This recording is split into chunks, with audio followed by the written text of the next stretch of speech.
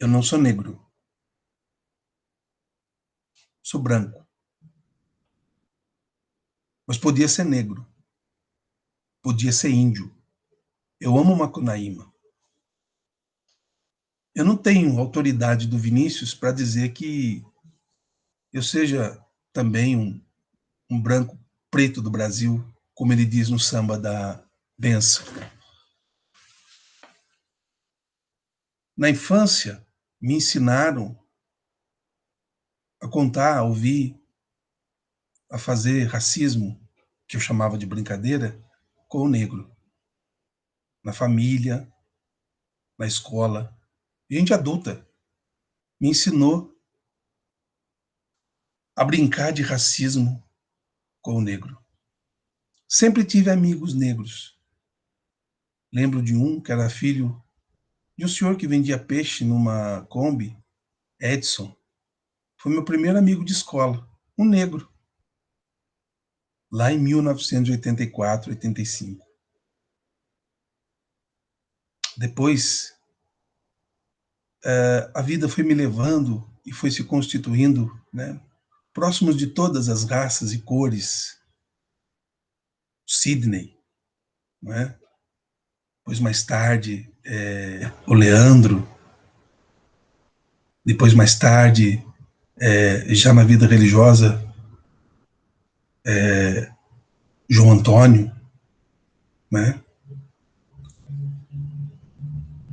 Sebastião.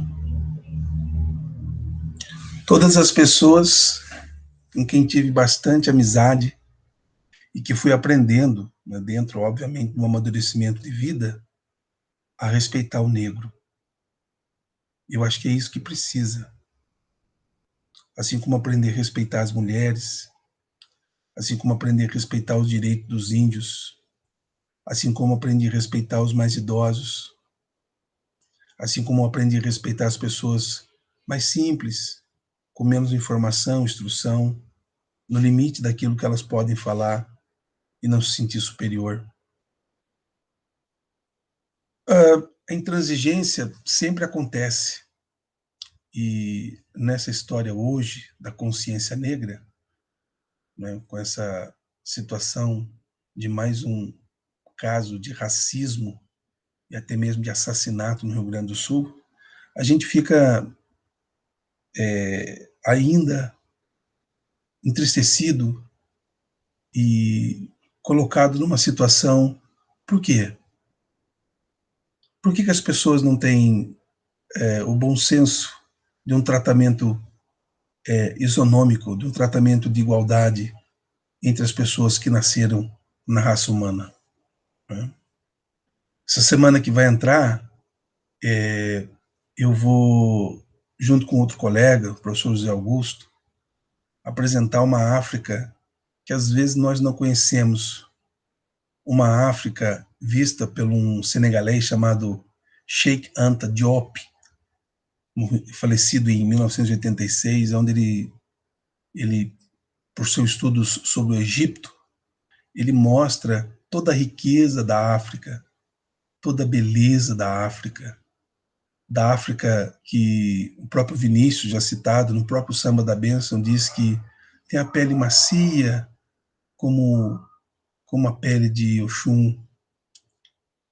Nós não entendemos da religião africana, nós satanizamos, né?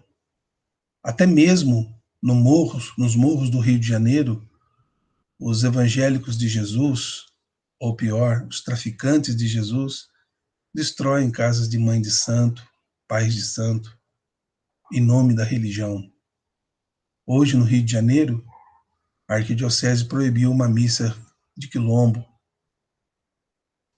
Então, a intransigência com a raça negra, ela não é de hoje. O Gilberto Freire tentou alinhar isso no Sobrados e Mucambos, na Casa Grande Senzala, mas, no fundo, a gente quer ainda reservar a Casa Grande para a elite branca, de sobrenomes, e colocar lá no fundo a grande quantidade de pobres, muitos deles, a maioria, os negros. Então, não só falar de dívida, ou não só subalternar, ou não só ter esse olhar de piedade, de misericórdia, ou de coitadinhos para com os negros, o Diop ele faz um estudo dizendo que a raiz antropológica do ser humano é a África. E é difícil aceitar isso. É difícil aceitar que Santo Agostinho era negro, Machado de Assis e outros grandes nomes que tinham a pele enegrecida, parda. Então, olhar para uma África desconhecida é denunciar o currículo escolar, o currículo do Brasil, que só trata o negro a partir da colonização, só trata o negro a partir da escravidão, só trata o negro a partir da chibatada. Quando eu fui nas cidades históricas de Minas Gerais, eu senti náusea. Uma náusea não só física, mas uma náusea sartriana ao ver aqueles objetos, né? Dizia para o meu cunhado, Ricardo, que também sentiu a mesma coisa, de ver aquilo que foi usado por pessoas históricas. Estão ali como um souvenir, não para venda, mas para contemplação. Tudo bem, é para que nós nunca mais façamos algo desse tipo. É como se fosse o texto de Adorno, né, uma educação após Auschwitz. Precisaria de um texto, educação após a escravidão, porque ainda não temos esse comportamento. Estrutura de mentalidade. Filipe Aires, não temos. A nossa estrutura, primeiro que, historicamente, com Barata Ribeiro e outros, que tiveram que forçadamente dar alforria aos irmãos negros do século passado, acabaram que os colocando em situação de vulnerabilidade hoje no que a gente chama de comunidades, no morro da favela, da árvore, hoje na moradia de muitos deles. E os estereótipos foram crescendo cada vez mais. Então, o Diop, Cheikh Anta Diop, no livro O Continente Africano, não é? A Origem da África, da Civilização, Mito ou Realidade, ele chama da civilização. O Diop vai nos ajudar a entender muitas coisas. O capítulo 2, se vocês estão me licença, ele fala dos egípcios no primeiro capítulo, mas no capítulo 2, depois do nascimento do mito africano, ele fala, né, ele faz uma citação de Champollion, né, um francês, onde ele mostra que a raça dos homens por excelência, os egípcios, pertence à raça preta, designada sob o termo geral Nahasi.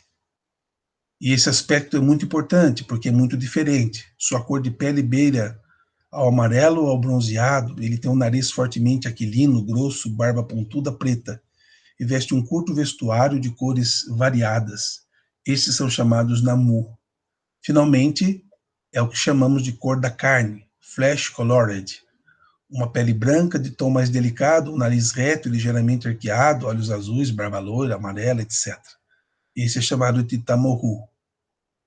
Bem, os habitantes do Egito, que por si só formam uma parte do mundo, os habitantes da África propriamente, os pretos, os asiáticos, finalmente, o negro, e eu tenho vergonha de dizer isso, já que a nossa raça é a última e a mais selvagem nas séries, os europeus.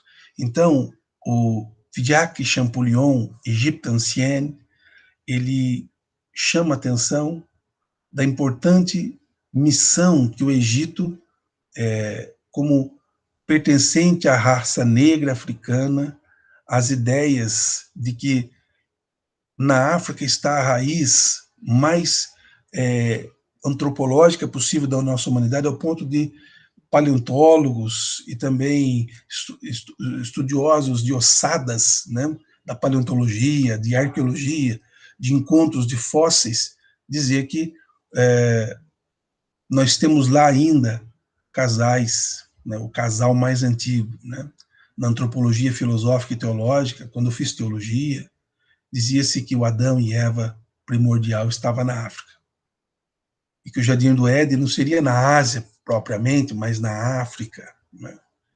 É claro que isso depende de tempos em tempos, encontro de material para pesquisa, e a revista Abril, Veja Abril, publicou uma vez que Adão era um pigmeu de 1,20 m, né?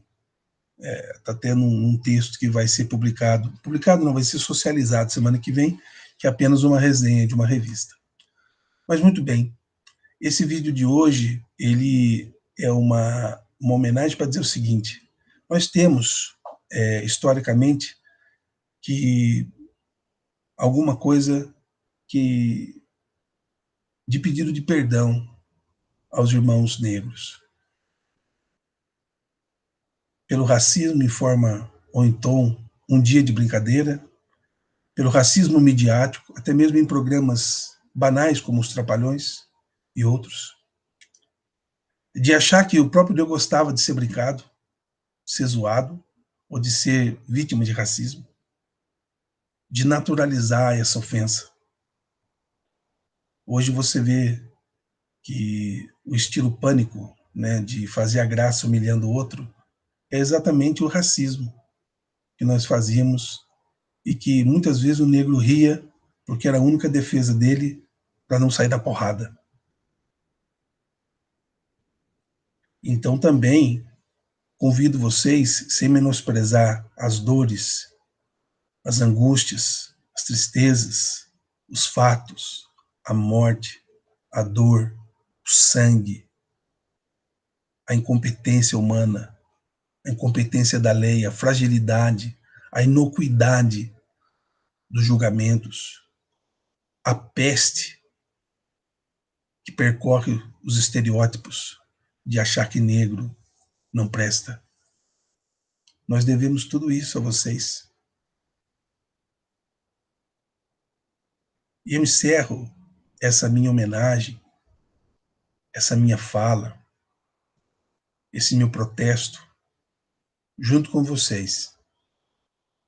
Porque as ciências humanas não podem se calar diante de um dia como esse, de um dia em que se ressalta a consciência negra, porque ainda não aprendemos a chamar vocês para conviver junto. E esse racismo velado, essa democracia, né, racial falsa, né, para inglês ver, para português ver, para chinês ver, isso não é real. Então a gente pensa que é possível que a gente tente cada vez mais não só resolver o problema depois do acontecido, do murro dado na cabeça e da morte efetuada. É preciso resolver antes. É preciso resolver nas escolas. É preciso resolver entre os jovens. É preciso resolver na maneira que a mídia explora até mesmo o racismo.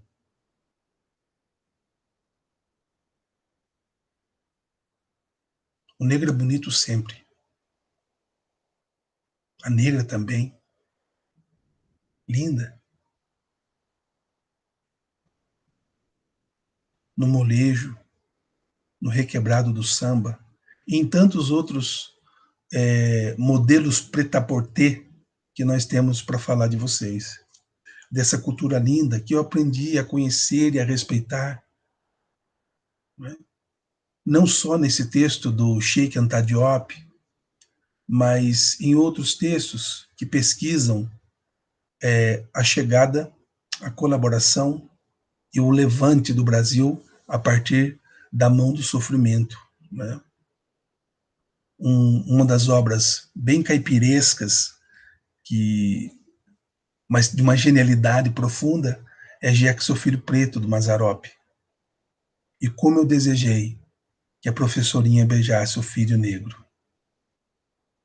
Mas seria o ápice se isso acontecesse. Tem horas que eu paro a cena, quando estou assistindo, e penso, por que eles não se beijam? E quebrasse, ali no final da década de 70, muitos preconceitos, muitos preconceitos. O filho negro que trabalha na fazenda se apaixonou pela professorinha, que também se apaixona pelo filho negro. Mas eu já dou todo o ibope para o Mazzaropi de ter feito toda essa provocação no estúdio do Vale do Paraíba e num filme que ganhou projeção nacional. Bem, eu não me considero poeta, ainda mais que eu tenho como poeta Vinícius de Moraes, meu grande poeta. Mário Quintana, mas uma poesia translocada sempre sai para falar de uma África desconhecida, rica, seio da humanidade, da onde veio nosso pai e mãe ancestral Adão e Eva, mesmo que em conotação mitológica. E se explodiu um dia o Big Bang, o primeiro faísca de luz que ensandeceu e criou vida no nosso planeta, obviamente foi no continente africano, que ainda estava adjunto na Pangeia. Então que esse dia se multiplique amanhã, porque amanhã também é dia de todos. Esse é o dia negro, meu irmão. Então não pode ser somente um dia de consciência e esquecido. Deve ser uma luta constante nos movimentos, nas ONGs, nas confrarias, né, nos costumes, nas culturas, nos trejeitos. Vivam, ensinem-nos, compartilhem conosco a riqueza do que vocês são. E eu encerro com a simplicidade de um poeminha muito mais que vagabundo, que veio perto do fim do mundo, inspirado um pouco no samba da benção do poetinha vagabundo Vinícius. O negro sempre pobrezinho, na cor, na raça, na história e no narizinho, sempre subalternado, mistificado como um coitado, rejeitado até nos direitos, ou quiçá nos reajustes históricos.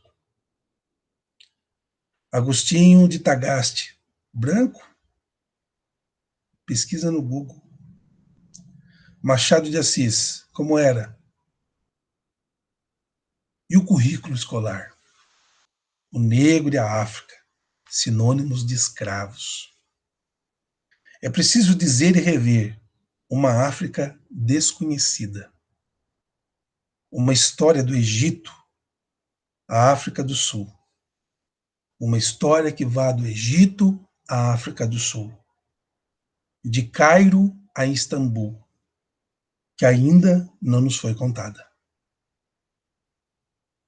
Aqui eu lembro, hoje, a aluna de História, Júlia Azevedo, e o aluno de Psicologia, Raul Machado, que fizeram um trabalho ano passado de muita pertinência sobre esses temas.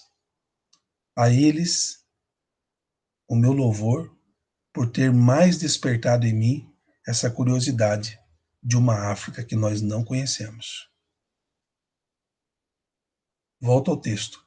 Um continente não só colonizado, um povo não só do apartheid, não só de Mandela, mas de tantos e tantos negros desconhecidos, como a mais pele macia de Oxum, Saravá. Cito Vinícius de Moraes, do Samba da Benção. Você conhece a África? Você lembra do desenho que o Zé Carioca perguntava, Donald, você conhece o Brasil? E o Donald sempre tinha uma resposta estereótipa do Brasil. Foi a partir desse desenho antigo da Walt Disney que eu lembrei e concluo essa segunda parte do poema. Você conhece a África? Sabe que ela é muito mais do que We Are the World. Você conhece a África? Continente rico, depois da harmonia, casa de Adão e de Eva, prefiguração da humanidade. Você conhece a África? Quer criar consciência que lhe dá o respeito? Não os trate como menos, nem recorde somente a dor que nós lhe causamos. Não estou negando a dor, mas não só recorde a dor. A mídia faz seu papel e, infelizmente, dá muito espaço para a dor do negro.